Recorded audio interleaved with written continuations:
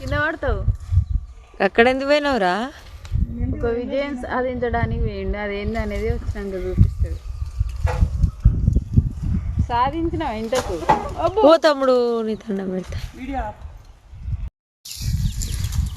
మా తమ్ముని కష్టం చూడు ఎట్లుందో. అది నేనే ఎగరబెట్టింది. ముందరికి ఇచ్చింది, వెనకాల ఇలా పడ్డది. సేపు ఆడబెట్టినావు. చూస్తే చెట్టు పై వండకదా బుచ్చడు తెంపొస్తలేదా? అసలు ఇలా నాకు నచ్చేటి గింజలే ఉండాలి. గింజలే కాదు, నీకు నచ్చేటి ఏంది? మాకు నచ్చవా? అన్ని నీకే నచ్చుతాయా? మాకు నచ్చవా? మరి అదే అంటున్నా.